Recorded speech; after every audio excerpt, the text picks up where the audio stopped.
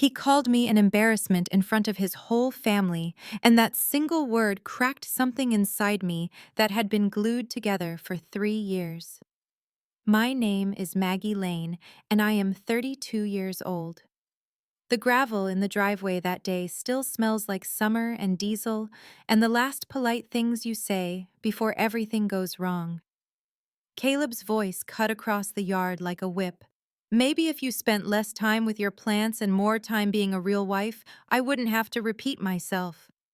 It landed on me the way cold rain lands on a porch roof, sharp, public, impossible to ignore. I stood on the edge of the patio with a platter of grilled vegetables shaking in my hands, watching faces tilt away as if the whole thing were contagious.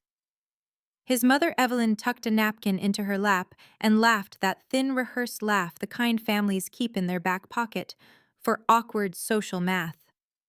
His father Douglas adjusted his hat and glanced at Caleb like he was watching a small, unruly child. Everyone else shifted until there was nowhere left for me to fall. Then Noah spoke up. Noah is Caleb's cousin from Atlanta, the kind of man who steps into a bad moment with the calm of someone who has practiced being decent. He didn't laugh. He didn't avert his eyes. "That's enough," he said. "She asked you a simple question." Caleb tried to muscle past him. "This is family business," he muttered, all teeth and entitlement. "Not up for debate." Noah didn't back down. "If you can't treat her like your wife, let her go. I'd die for a woman like her." The backyard went quiet. Even the humming of the cicadas seemed to hush. I had spent 3 years telling myself a story about Caleb. Once in the early bright months, he had been charming in a way that felt like shelter. He'd show up with impossible bouquets, learn the names of every plant at the nursery, laugh hard at my small triumphs, and hold me like I was something he never wanted to lose. We married after 18 months. My mother had warned me it was fast, but I was convinced that the way he looked at me was permanent. By the second year, cracks showed. He called my work Greenwell Studio, where I'd poured myself into landscape design, playing in dirt. He shrugged when I told him about a big client and asked what was for dinner. He took late-night calls and became protective of his phone in ways that made me flinch. The slow erosion is always the cruelest thing. You keep arguing with the pieces as they fall. I found the messages 3 months before this barbecue. He left his phone unlocked on the bathroom counter while he showered, and a notification flashed from a woman named Erin. "Last night was incredible. Can't wait to see you again." The bones in my chest rearranged themselves into something hollow and cold. I scrolled. There were hotel plans, pet names that weren't mine, photos that made my stomach heave. I closed the phone, walked out to the car, and sat there while the engine cooled. I didn't run. I stayed because hope is sticky and denial is easier than having a broken life to fix. Standing on that lawn, watching him sharpen a laugh into a weapon, I realized something else for 3 years. I had been weathering him, smoothing over, making excuses, preserving his image, while mine splintered. And for the first time since I said yes in front of a florist and a judge, I refused to shrink. "No," I said. It was not the kind of "no, you offer to stop a child from eating cookies." It landed like a verdict. The silence that followed felt like wind before the storm. Caleb's jaw worked. "Excuse me," he asked. I repeated it. "No, I'm not going inside, and we're not talking about this later." Noah's eyes met mine across the patio. "There's a shape to gratitude you haven't known until someone dares to see you and name the small injustices you had learned to wear as normal." "Can I speak with you for a minute?" he asked, voice low. I nodded, and we stepped away. He told me about the hotel in Dallas, saw Caleb with a woman who was not me, too public to be an accident. He told me he'd overheard a conversation about my savings, about a small inheritance I'd kept separate when my grandmother died. "It sounded like more than an affair," he said. "It sounded like plans. He was asking about your accounts, whether there was a prenup." Those words lodged and became cold knives, my grandmother's money put aside the way she taught me for rainy days, possibly being moved like chips on a board I didn't know I was playing on. We walked back to the crowded lawn. Caleb's car horn blared from the driveway like the final threat in a duel. I pictured him waiting inside the car, expecting the ritual of obedience. But the ritual had begun to crumble. I did not go. When he stormed back, calling me ridiculous and accusing me of embarrassing our family, I said what I had been practicing in the quiet of my car for weeks. Your behavior is not mine to clean up anymore. I know about Aaron, I know about the transfers. Leave me alone. He left, engine crunching over the gravel. The family whispered. His mother moved like she was trying to sew the fabric back together. I stood by the fence with Noah's hand hovering near mine, not touching, and offered steadiness, nothing more. Do you have somewhere to go tonight? He asked. I told him a friend's townhouse was a place I could breathe. He offered to come with me to be a witness to what I needed to do. That night, in a guest room with the memory of a summer storm outside, I texted a lawyer link that a friend texted back at me. The words freeze accounts, forensic accountant, forgery, and criminal charges sounded like the arc of a plot you hope never centers on you. But I had a prickle in my spine that wasn't fear exactly. It was a sharp, thin thing called clarity. We didn't plan the wake. The legal meeting arranged itself like Weather Diane at Hawthorne Legal, walked in no nonsense and fierce, and by the end of that first hour, the map of my next days was drawn with the bluntness I needed. First, freeze any joint accounts, she said. Gather everything you can. Every text, every receipt, every password you remember. Forensic accounting will find anything he has hidden if it's there. And be careful men like him don't take loss well. The word forensic made me feel like a detective in one of the true crime podcasts I listened to in the small hours. It made my anger precise. We learned quickly that the plan was worse than I'd feared. Caleb had added himself as a co-signer using forged documents 6 months earlier and had been siphoning money, $40,000, my grandmother's nest egg, into an account that I discovered with the sterile thrill of confirmation listed a name I had never wanted to see: Aaron. The hours that followed were practical and surreal. Police reports, protective orders, the smell of coffee that my friend Jasmine kept bringing me, as if caffeine could stitch courage into my bones. Caleb called until his voice turned pleading and then threatening. Once he came pounding at Jasmine's door, and the police took him away with a warning. Diane filed for an emergency restraining order the same afternoon. People say betrayal is about sex or attention. I suppose it is and it isn't. Betrayal is about trust rearranged. It's the subtle daily transactions where someone decides your value and spends you like currency. It was humiliation on the lawn, the hidden transfers, his smug confidence when he lied. It was every time he said later and buried my concerns under the rug. But it was also the way my friends showed up. Jasmine's hug was a small channel of heat I had forgotten existed. Noah, who lived in a city 2 hours away, texted every night, a steady presence with no agenda. How are you handling things, he'd ask. One thing at a time. I'd say, and that was true. Step do survive. Diane recommended we involve the district attorney and file both civil and criminal complaints. The idea of Caleb in a courtroom made me want to sleep and then run in circles. But sleep was scarce and the work of proof is not glamorous. The forensic accountant found a pattern: repeated transfers, forged initials, falsified co-signer forms. It hurt to see the paper trail of my life being reshaped into someone else's plan. My small landscape business, Greenwell Studio, became a refuge. I spent afternoons at the design table sketching beds and trellises while Diane and the accountant did their work. The soil and names of plants, lavender, boxwood, coral bells, felt like vocabulary I owned. My hands, which made things grow, steadied my nerves in a way lawyers could not. There were lonely nights that felt like a ledger, counting losses, calculating what to do next. I called my mother and told her the facts without the floods. You did the right thing, Maggie, she said in that clear voice of hers. I think she had been waiting for me to choose myself.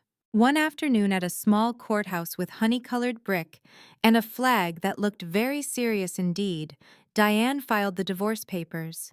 Caleb's face, when served by the sheriff, was a portrait of someone watching a private life collapse in public. He called the papers dramatic and self-serving. He called me names, tried to make me small, in the way men who feel entitled know how to do. I met his insults with the sterile confidence of someone who had cross-referenced ledgers. At first his family rallied in a confused, protective way, calls messages an attempt at narrative control. But the ledger of evidence is persuasive. When the judge later read the summary and referred the financial matter to the district attorney, there was a defeated slump to Caleb I had never seen. I did not feel triumph the way television dramatizes it. I felt mostly the careful exhale of someone taking back a life.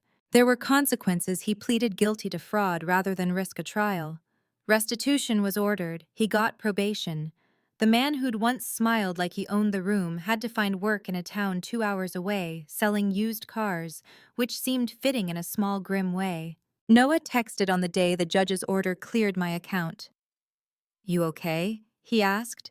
I typed back, "Better." "There is a difference between surviving and thriving," I told him. "Surviving means you walked through it. Thriving means you learned to wear your worth again." I had a lot of work to do before the word thriving fit me, but I could see the path. The public unraveling of a private lie changes how people look at you. Suddenly, acquaintances who'd been comfortable whisperers found their voices in a new kind of solidarity. Clients I had worried might desert me renewed contracts saying things like, "We don't want that kind of toxicity in our projects," which felt like armor I hadn't expected. Still, there were ash-raw days. I moved the locks on the house, my grandmother's house that had been in my name since her will was signed with its tight, decisive pen. There were boxes to pack and memories to wrestle with. Every object became a question. Why did I keep this? Why did I throw that away? My wedding photos felt staged now. The smiles looked like props in a play I hadn't known I was co-starring in. Evelyn, Caleb's mother, oscillated between apology and denial. At the Thanksgiving dinner season, she called me with a voice that tried to balance sorrow and self-defense. "We never knew everything," she said. "We were trying to protect the family." Protecting the family, I realized, often means protecting a story at the expense of a person. Noah and I grew closer in small, unobtrusive ways that were not romantic gestures so much as consistent kindness. He sent a photo of a backyard he'd been hired to consult on in Atlanta, an espaliered pear, a small raised bed, and in the text he wrote, "This made me think of you." It is an odd sensation feeling seen by someone who had no agenda other than decency. At times I worried about what I might have lost beyond money. My reputation, my faith in people, the easy trust I used to hand out day to day. Rebuilding felt like planting a new garden where the frost had been hard. You begin by pulling up the weeds, by testing the soil, by imagining a layout that can withstand storms. Business began to pick up.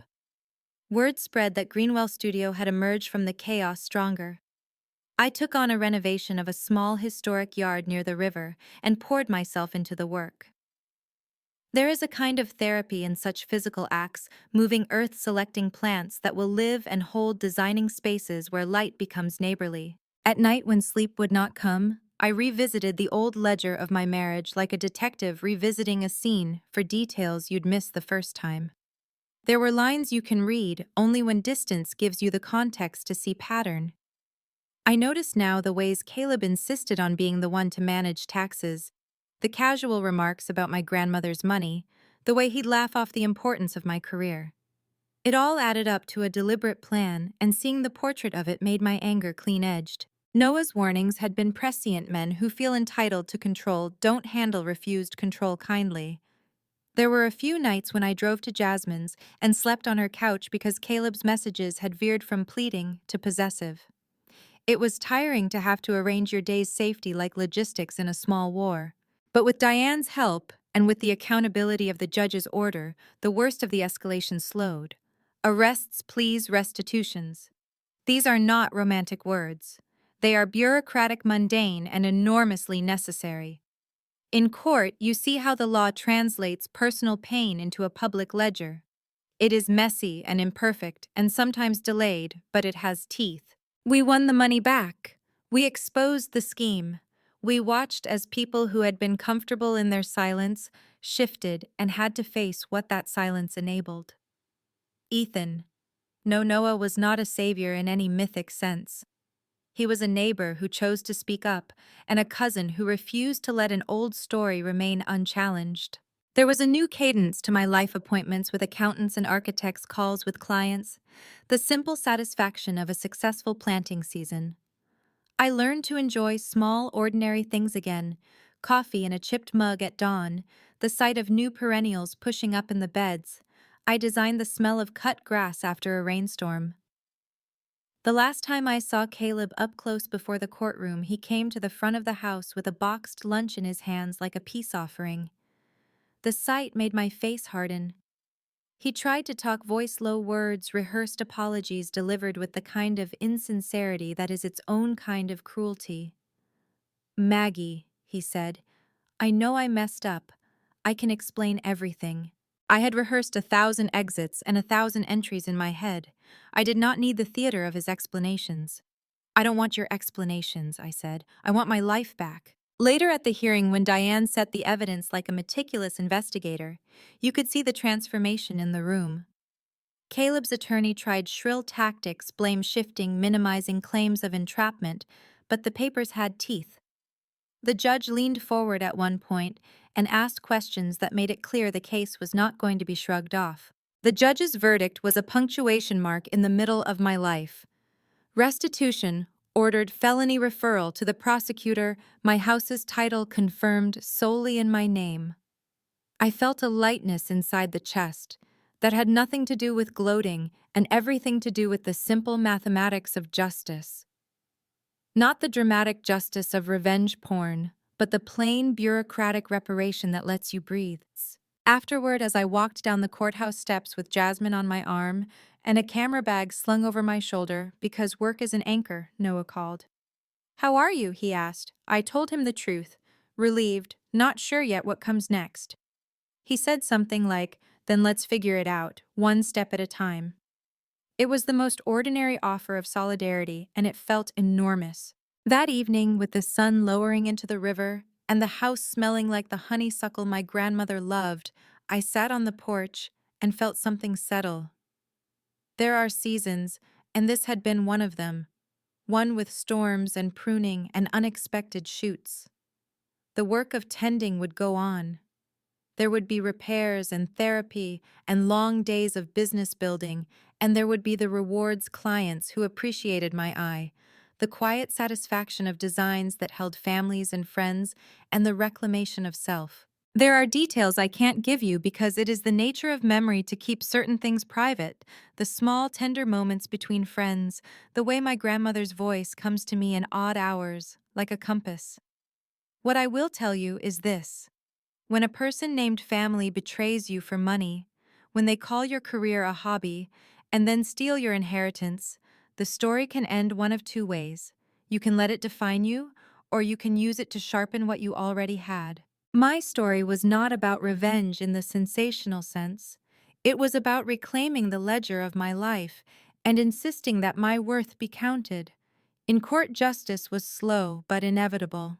Outside court, the hard work began: redesigning a business plan, replanting a garden, relearning how to trust. And yet, for all the attention the legal victory got, the more important shifts were quieter. I began to sleep without waking to check the door. I learned to say no when something felt small and expected. I accepted help without feeling indebted. I laughed sometimes in the morning before coffee, a small sound that startled me. The future felt possible. Noah texted me a picture of a small project site and wrote, "Dinner when you're ready." I answered, "Soon." There was no fireworks of instant romance. There was instead a promise of two people building something without theft or negotiation of value. The weeks after the verdict felt like living inside a slow-motion sunrise. It was all gradations, coffee warmed, without shaking a voicemail that did not need an answer. The small pleasure of a plant arriving in the mail, and me knowing very plainly that I had earned it. The criminal referral meant Caleb faced a messy legal future. But in my days, I focused on the tangible clients who needed landscape plans, invoices that required signatures, a calendar that demanded I show up. Diane had warned me the way lawyers warn about practicalities that are not dramatic, but are absolutely essential. Expect a backlash from some family members. Expect gossip. You build the quiet scaffolding of your case now. Don't let theatrics derail you. She was right. The town is small enough that someone who once seemed respectable can be the subject of a dozen conversations in a single morning. But the truth has a weight that gossip can neither match nor carry. Greenwell's studio got busier. People seem to prefer working with someone who has been through a storm and returned with their design sense intact. Maybe it's because clients who are older women who, like me, have tended gardens and lives through frost and drought, see in the work a kind of resilience.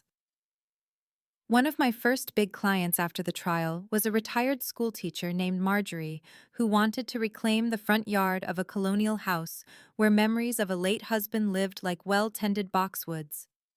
She hired me for a simple reason: I want my garden to feel like a place that says, "She stayed." We spent afternoons making plans, and Marjorie would tell me little stories about her life between measuring tapes and plant lists. She reminded me in a way that was gentle and exact why some people find meaning in the ordinary acts of tending.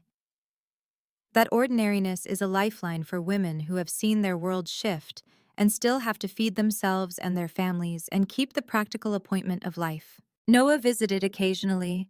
We met for coffee on neutral territory, an old bakery with wooden tables and the smell of butter in the air.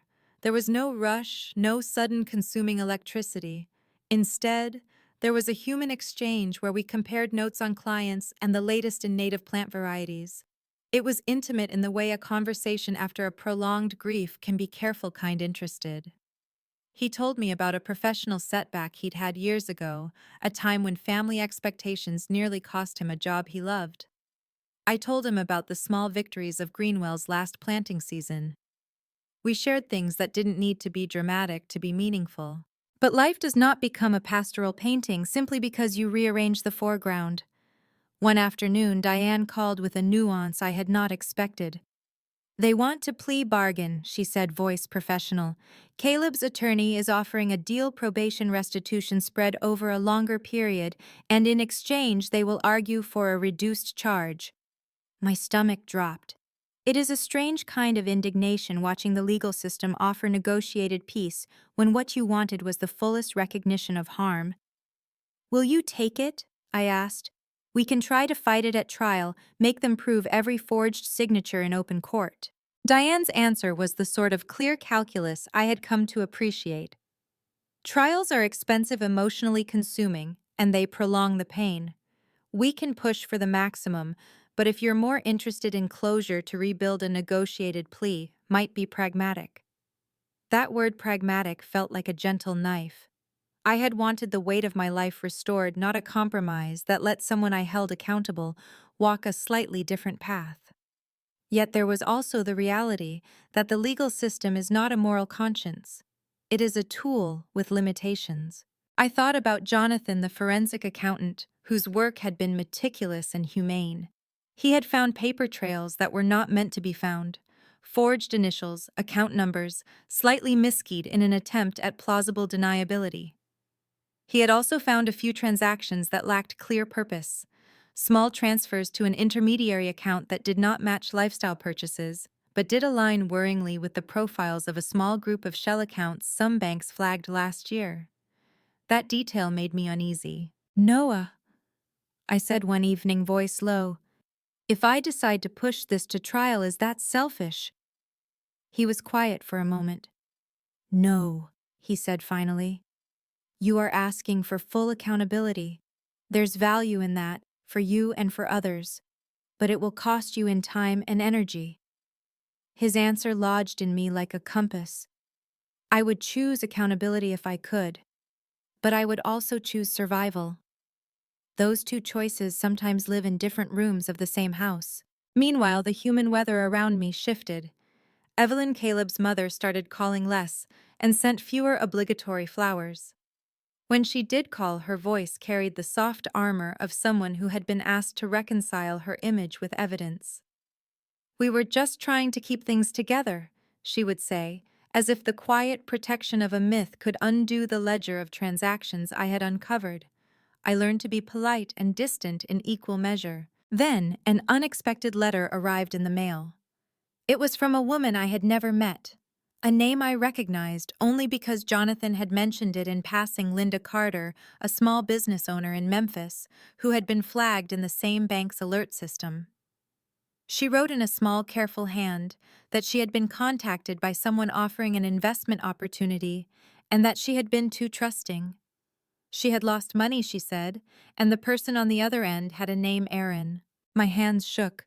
The graph of what I thought had been an isolated betrayal was starting to look less like a single storm, and more like a pattern. Linda's letter suggested Aaron had been part of a larger circle where people co-opted trust and siphoned funds from others. It was a new, unpleasant thought had my case been not only a personal betrayal, but a small node in a network of scams that traded on intimacy and assumed the complicity of family silence. Diane read the letter and typed notes with a quiet focus. "This could expand beyond the family," she said. "We need to talk with the DA." The district attorney's office had a cold, efficient light to it that made me feel like a witness testifying in film noir, stark important and slightly unreal. Their interest in Linda's letter raised possibilities that were both terrifying and oddly clarifying. Maybe this wasn't just about a marriage gone wrong. Maybe justice, if pursued, had the potential to be part of a larger correction. The chapter ends with the DA's office promising to open a preliminary inquiry. I sat on the porch that night, fingers brushed against the wood, thinking about patterns and small cruelties replicated across cities. There was so much I could not predict. There was, however, a clarity that had been absent for 3 years, the recognition that my life had been mined, for more than affection. It had been excavated for value. The question that would stay with me like a stubborn root was simple and fierce. How much of my life am I willing to mobilize to make this right for me and perhaps for others? The DA's inquiry was the kind of bureaucratic beast that moves at the speed of paper and the will of people who can see the long game. They asked questions, handed forms across tiled counters, and sent emails with attachments that required signatures. It felt less like a drama and more like a long funeral for a part of my life that had been taken. At Greenwell Studio, we had a new client, an estate on the outskirts of the county with a tired brick garden that needed an overhaul. The client was an elderly widow named Ruth who wanted a place to remember her husband without being crushed by the memory. I found solace in the work, measuring beds, choosing plants that would return again each spring, watching the way an ordinary act, pruning a rose, connects you to something steady. Jasmine was a linchpin. Her real estate work meant she had connections and practical muscles in a small local sense. She helped me with logistics when the legal paperwork demanded reconciliations and affidavits. We became a little team, not flashy but efficient. She would sit with me late on the phone and listen while I read emails aloud, offering commentary in the short, sharp way she had. The DA's office called one afternoon with an update. "We found links," the investigator said, voice flat with the practicality of someone who sees bad things often. "Small transactions, layered accounts, a pattern of transactions similar to others we've investigated. We'll need your testimony and your bank records." The word testimony hit me like an impolite guest at dinner. It means you have to speak in public about things that feel private. I spent nights preparing, not in the dramatic sense, but in the slow, efficient way of someone assembling evidence. I made a folder of every text and email, every bank statement that had relevance, every note I'd made during the months I tracked Caleb's patterns. I wrote a timeline because timelines are the skeletons of truth. They make a story harder to deny. Noah came with me to one meeting at the DA's office, not as a legal witness, but a human one.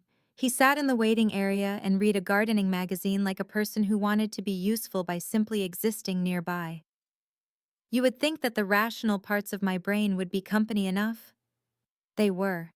Still, having someone who offered steady proximity without commentary was an unassuming kind of comfort. Then a hearing date was set. The district attorney wanted to consolidate related cases into a single presentation, if possible, arguing a pattern of fraudulent behavior. That meant more complexity, more time, and the distinct possibility that Erin, or whoever she was, would be dragged from whatever anonymity she had fled into. There is a peculiar cruelty in that fame people who collude in betrayal often expect to disappear afterward to hide behind new names and a different life. The legal system does not always let them. Meanwhile, the small victories accumulated in domestic ways. Greenwell Studios' Summer Showcase, a once-a-year event where designers present mini-works, was a success.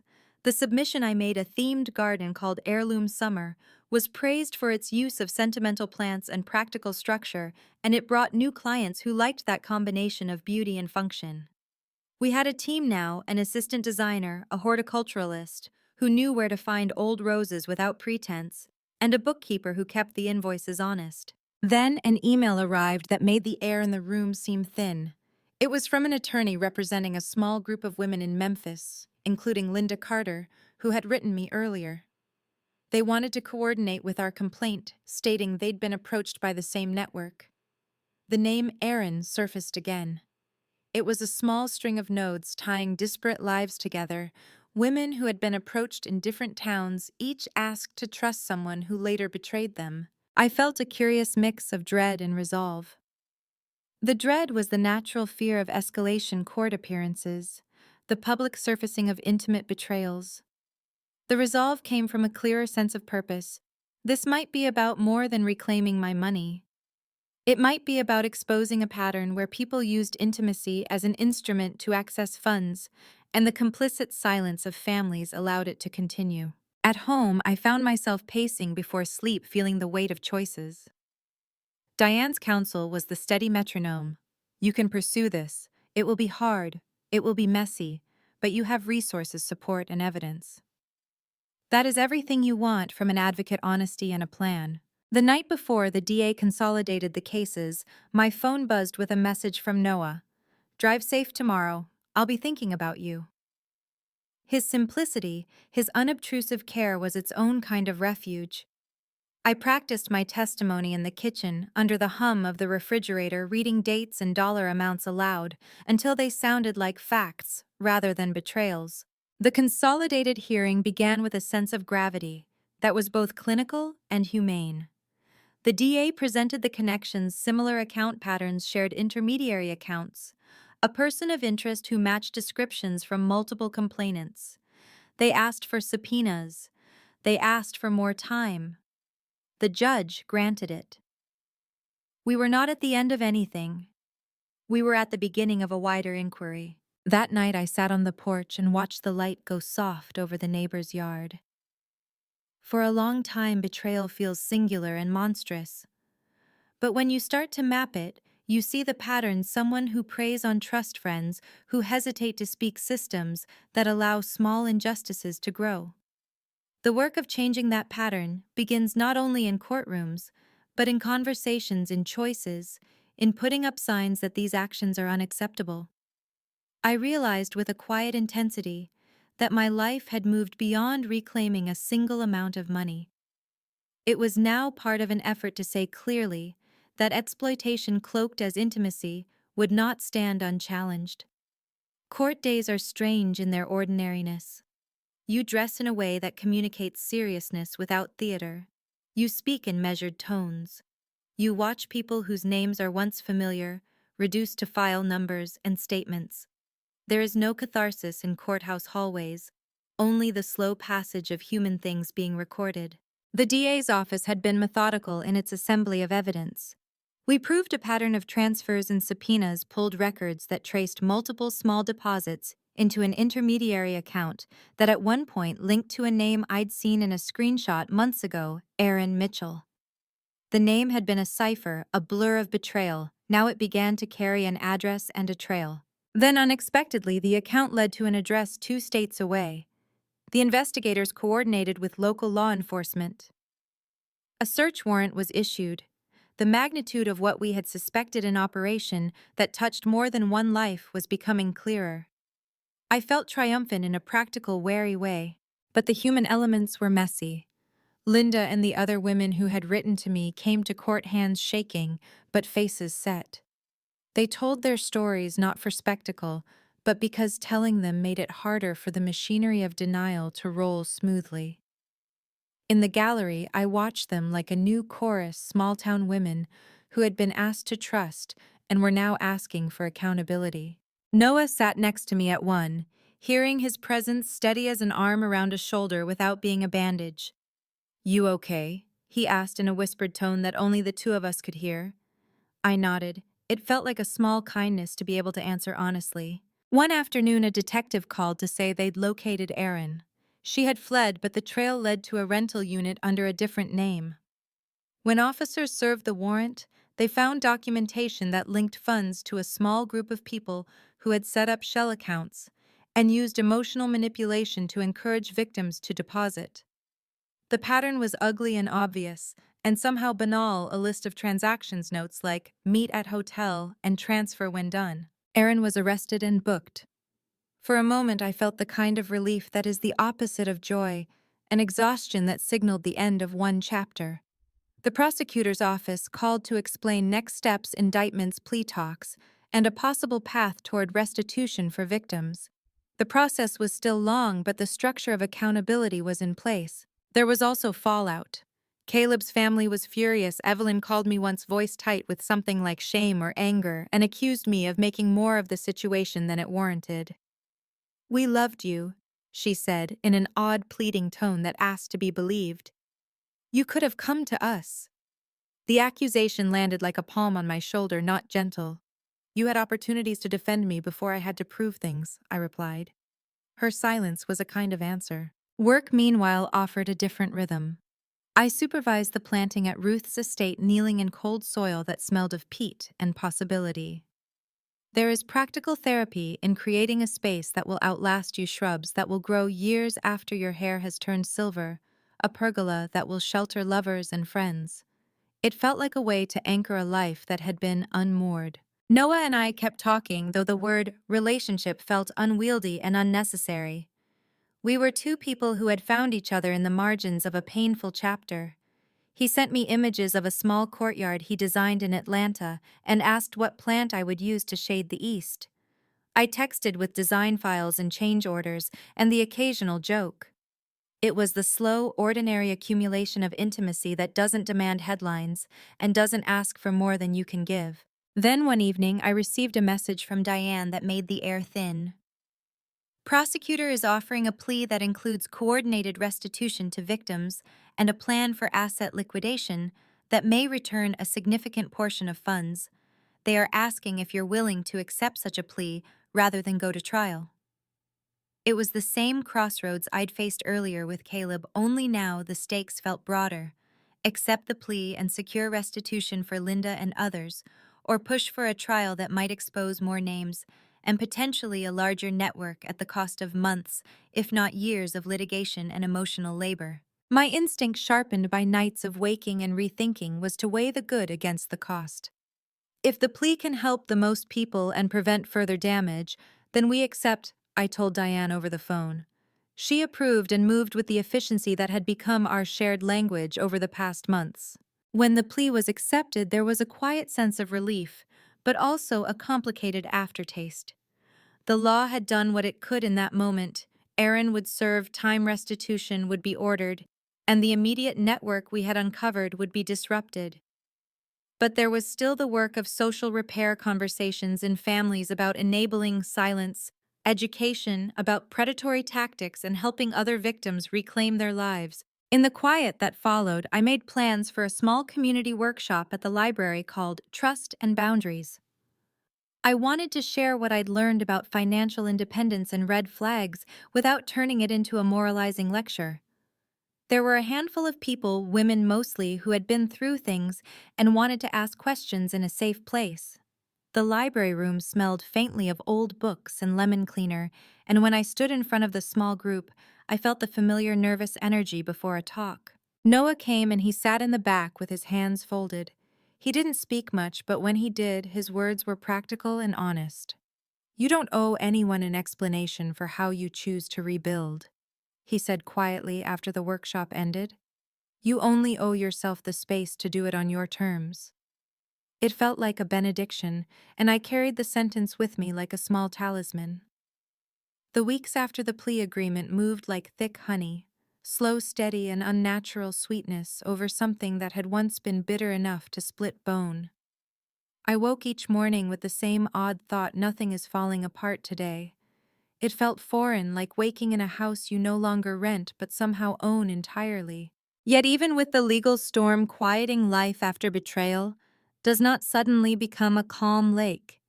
It is more like cleaning up after a long winter, branches everywhere, broken pot soil that needs turning before anything new can take root. Greenwell Studio thrived.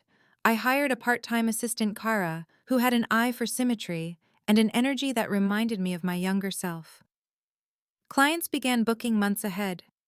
I received invitations to speak at women's community events about small business ownership, inheritance protection, and what people politely call boundary setting, but what I have come to understand as survival.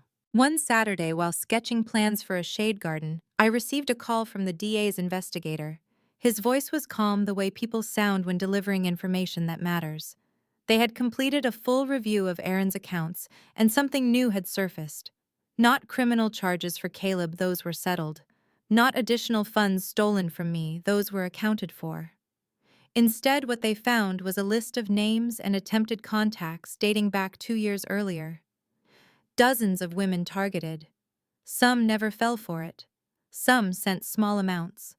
Some, like me, had been the intended golden targets because of inheritance, career stability, or perceived vulnerability. Most worrying, Aaron had been in contact with someone else in Tennessee, another unidentified collaborator. The investigator paused before saying the last part. "We don't believe Caleb knew the full scale of the network, he told me, but he was absolutely used as a conduit. Whether knowingly or accidentally, that'll be debated. But he played a role in enabling her access to you." A chill ran across my arms. Betrayal layered upon betrayal. He hadn't just cheated. He'd left the back door open. I hung up and sat for a long moment, hands still on the notebook, pencil frozen. This wasn't just a marriage that rotted. It was a life that someone else had been mining for opportunity. That night, I found myself pacing the hallway, the same hallway where I had once waited for Caleb to come home, pretending not to smell a stranger's perfume on him.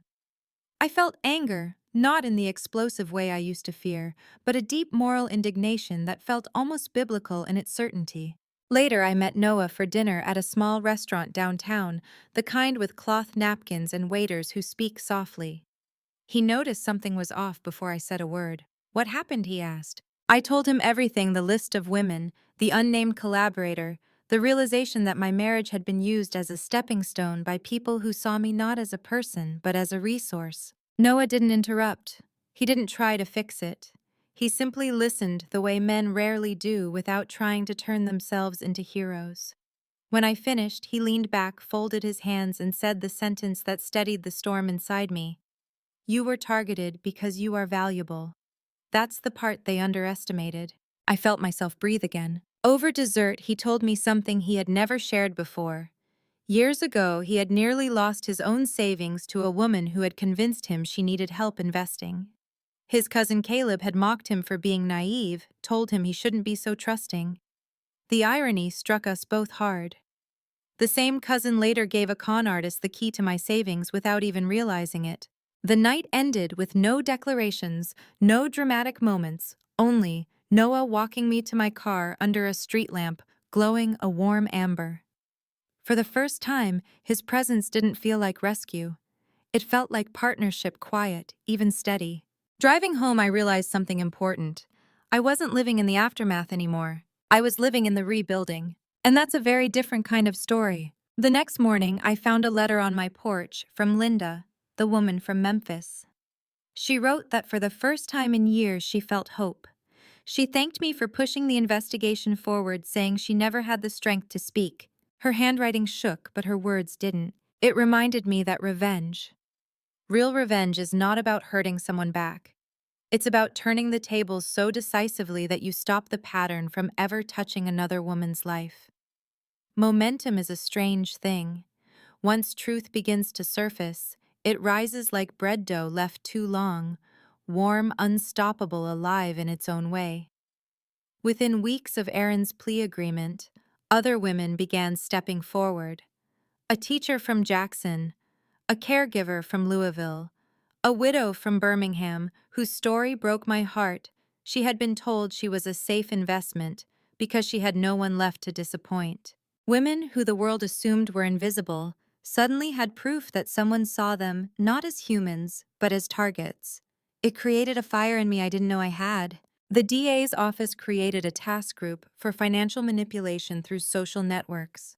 They asked if I'd be willing to give a recorded statement for training purposes, something that would help future victims. I hesitated at first. Telling a story publicly is different from telling it in court. It is a kind of nakedness, a vulnerability I wasn't sure I was ready for. But the morning of the recording, I stood in front of the mirror, fastened a necklace my grandmother left me, and realized that living quietly had never protected me. Speaking the truth, however painful, had. The interview was conducted in a plain government room with acoustic panels and a single camera. The interviewer asked me to begin at the moment everything shifted: the backyard, the humiliation, the crack in my marriage that became a fault line. As I spoke, I felt my voice deepen, not break. I told them how emotional manipulation feels like erosion, how it happens one dismissal at a time, how women, especially older women, are groomed to maintain peace at all costs, how silence becomes a second language in toxic families. At the end, the interviewer asked me, "What do you want other women to know?" I didn't have to think. That your worth is not something another person gets to measure. And if someone makes you feel like you need permission to exist, that is the beginning of your escape story, not your shame. They thanked me, but walking out of that building, I felt something shift. As if I had stepped out of the story Caleb wrote for me and fully into my own. Meanwhile, life did what life always does. It continued in a complicated, beautiful, ordinary way. Greenwell Studio booked its largest project to date, a full redesign of an old Victorian property for a retired judge named Harriet Shaw. When I told Harriet about the lawsuit, she nodded slowly and said, "Justice is not a verdict. It's a pattern humans must protect." I wrote that down later because women like her speak in truths that become anchors. Noah returned to Atlanta for several weeks, but he called each evening as he drove home from job sites. Our conversations drifted from practical to personal with an ease I had not felt in years. He didn't try to fill silence. He didn't evaluate me. He didn't take my resilience as an invitation to lean on me. Instead, he asked thoughtful questions like, "Are you sleeping and what do you need this week?" Sometimes healing begins in the spaces where people don't demand anything of you. One evening, my phone buzzed with a message from Jasmine. "You need to see this." She sent a link to a small local news segment. The reporter stood in front of a courthouse describing an expanding financial manipulation ring, Aaron's arrest, the additional victims, the DA's task force. And then Caleb's name appeared at the bottom of the screen, not as a criminal this time, but as a cautionary footnote. "Used unknowingly as a conduit," the reporter said. My heart stopped. Not because I felt sympathy, but because I realized the world now knew what I had lived through and my silence was gone forever. That night, Caleb called. The restraining order blocked the call from ringing, but the voicemail came through a minute later. His voice shook. "Maggie, I didn't know. I swear I didn't know. I messed up. I ruined everything. Please, I need to talk to you." I deleted it. Some ghosts must starve if they ever hope to die. 2 days later, I received another letter, this one from a church women's group in Birmingham. They invited me to speak at their spring gathering. The theme, reclaiming dignity. I accepted. It wasn't ambition, it wasn't ego. It was purpose. I wanted older women, the exact women my grandmother once sat beside at church potlucks, to know they were not invisible. That surviving betrayal is not the end of their story. That inheritance is not only money. It is the courage passed down through mothers and grandmothers who endured storms quietly so their daughters could name them loudly. By the time spring unfurled into something green and confident, the rhythm of my days had settled into a steadier cadence. Mornings began with coffee and emails, then a walk through the nursery to check root health and soil moisture. Afternoons belonged to clients and site visits. Evenings were for paperwork for Diane's updates and for slow calls with Noah when he had the bandwidth. The world felt pragmatic and honest again, as if life had been put back into the hands that knew how to care for it. The speaking engagements kept coming, each one a slightly different flavor of the same work, telling a truth without spectacle and offering practical steps to protect resources and dignity. At the Birmingham Church Women's Luncheon, I spoke about inheritance planning, the way I would talk about pruning methodically with stories and drawings. I watched women in the front row nod in ways that suggested understanding. They carried family histories like quilts, each stitch important, and the thought of someone unpicking those stitches because they could get away with it made my spine harden in memory. We had turned Aaron's case into a cautionary example, something the DA used in training and community education. It was not catharsis so much as a tool stories teach patterns.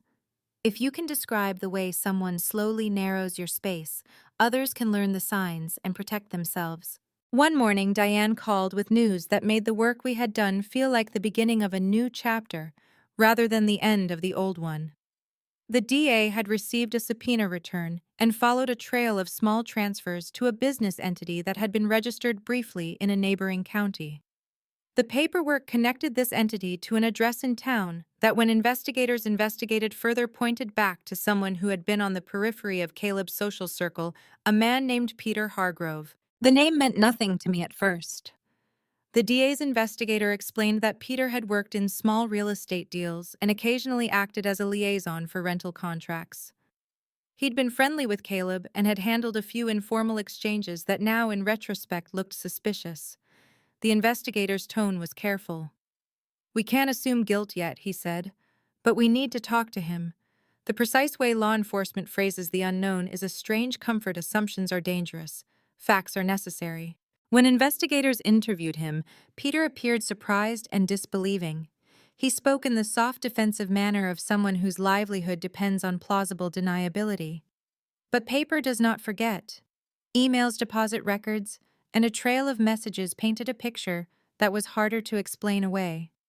Peter had signed a few forms, set up an intermediary account, and facilitated smaller transfers that in total made a pattern that could not be casually dismissed. I found myself back at the DA's office this time not as a raw witness, but as part of a mosaic. My testimony helped link certain transactions to Peter's business activities. The investigator thanked me afterward in that unconcerned way that men learn when they are used to the mechanics of investigation. There was a tired kindness in his voice, as if he had been tugging at threads like this for years, and sometimes, occasionally, the whole garment came apart. Peter's interview turned into an indictment when his paper trail matched several victim accounts. It was a verifying moment in a long process, an ugly vindication. When Peter was arrested, local news ran a sober segment about networks of small-time operators preying on trust. The segment used words I had come to understand intimately: manipulation, exploitation, financial abuse. Hearing them on television felt commodified, oddly distant, and yet necessary. Public naming is part of prevention. The personal consequences of these revelations rippled through Caleb's family. Some of them, who had rallied around him initially, now opened their own accounts of discomfort.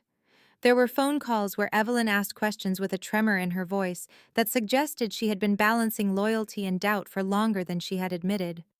"We thought he was with a woman only," she said once. "We had no idea." The extent of her surprise felt real and raw, or maybe she was finally willing to let herself be surprised. The legal process moved in fits and starts. Subpoenas, discovery hearings, then a forensic review that produced a report thick enough to be intimidating. Diane walked me through it, the way a captain guides a first mate through storm plans. Peter was more instrumental than we first thought, she said.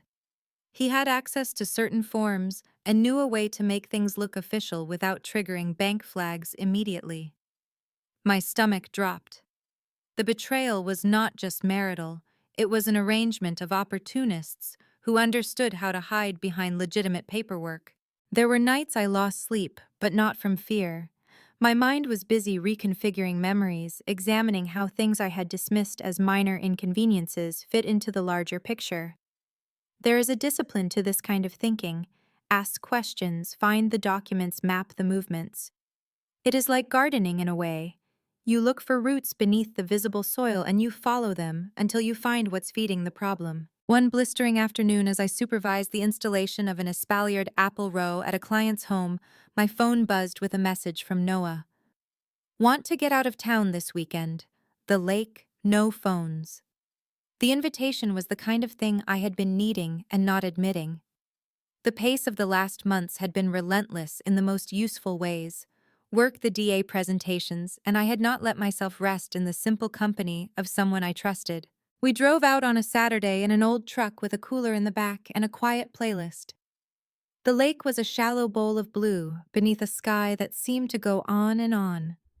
We sat across from each other on a dock for hours, trading small stories about clients and plants and the best coffee shops in each of our towns. There was no pressure to define or declare anything. The space was an affirmation that two people could be kind to each other without drama. On the drive home, Noah reached over and squeezed my hand. "You're doing heavy work," he said simply. "You don't have to do it alone." I told him it meant everything. He is not a rescuer, I thought. He is a companion who shows up when the work is hard and leaves room for me to do my own heavy lifting. Back in town, the legal calendar continued. Peter's indictment moved the needle in the DA's broader investigation. It exposed more communication threads and forced a few quiet admissions from people who had previously been helpful to Peter in a business sense but had not realized they'd been used. The narrative of small-time opportunism expanded into something more organized and predatory than many of us had expected. The courtroom the day Peter's hearing began smelled of disinfectant and sun-warmed wood. I had been to my fair share of legal rooms by then, testifying, listening, watching, and each one carried a gravity that felt less dramatic and more like mechanics. People come, statements get entered, a record is made. It is prosaic, but it is necessary. The gallery held familiar faces: Linda from Memphis, a teacher from Jackson, and other women who had once felt isolated by their experience. There was a solidarity there that did not need to be loudly sung. It simply existed in the way strangers who had shared a wound sat in mutual quiet. Noah sat 2 rows back from me in unacknowledged steadiness, for which I felt privately grateful.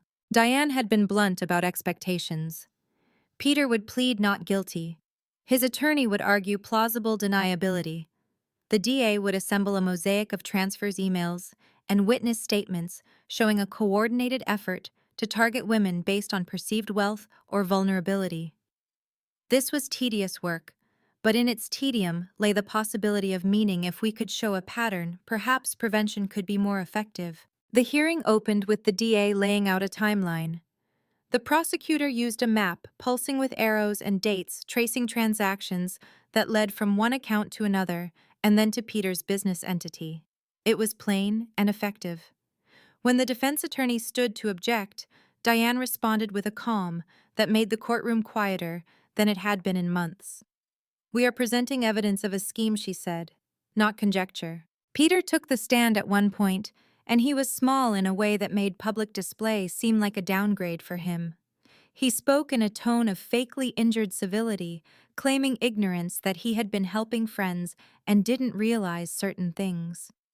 The jury watched patient, as if this were a slow film. Then they called Noah as a character witness out of a need to humanize the timeline of community involvement Peter had boasted about. Noah, who had watched the edges of this drama from the start, walked into the stand with no theatrics. He was direct.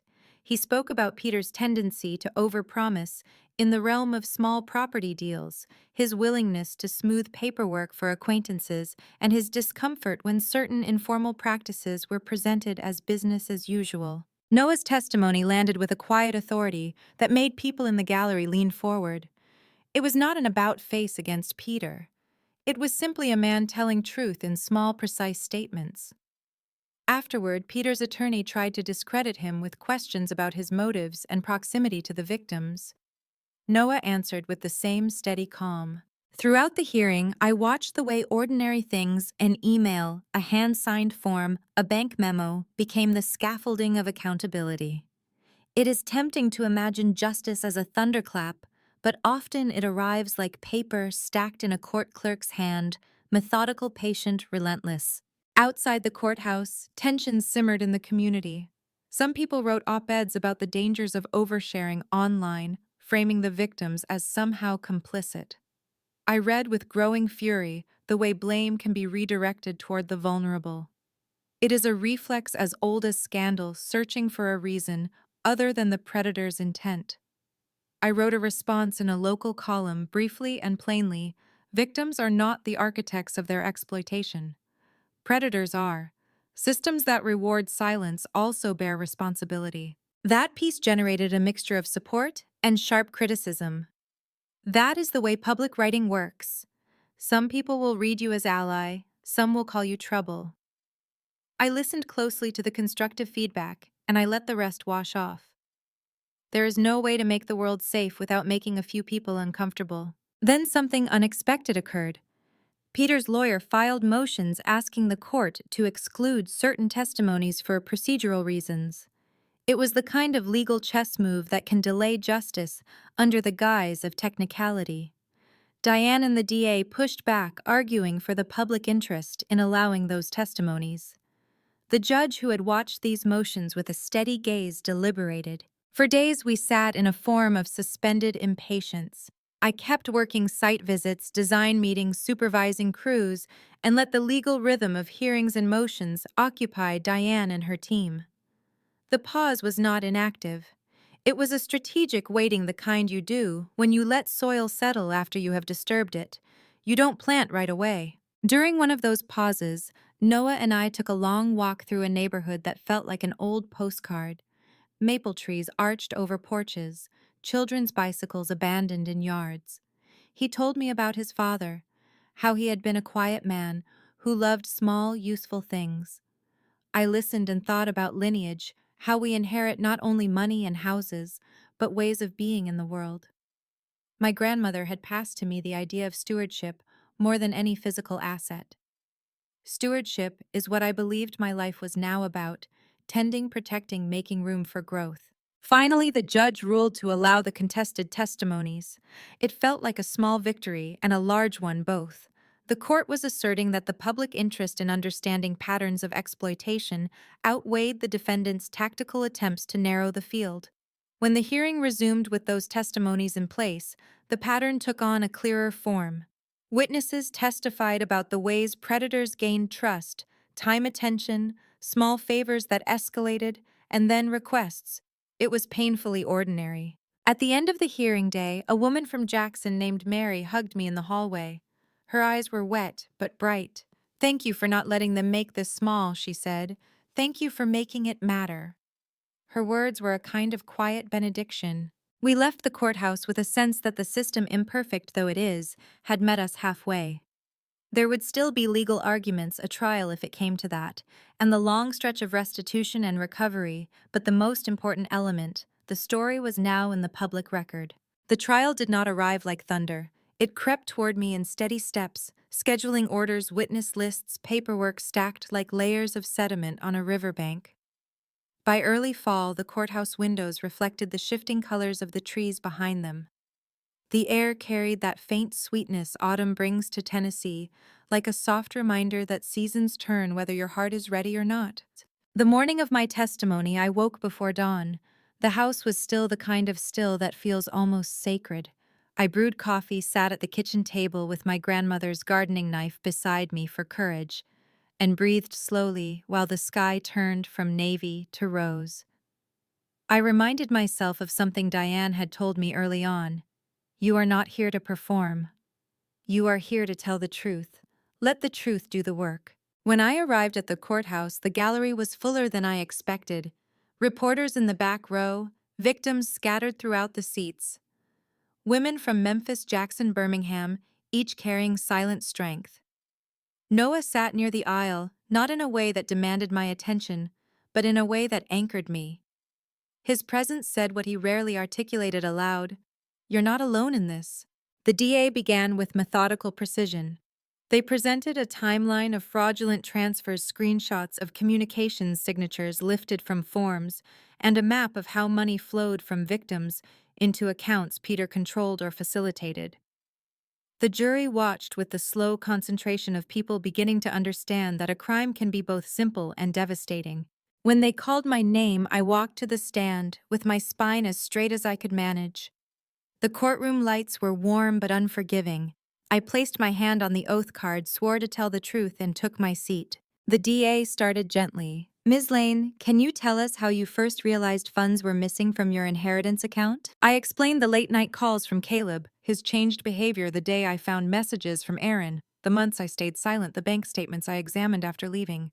I spoke clearly, honestly, carefully.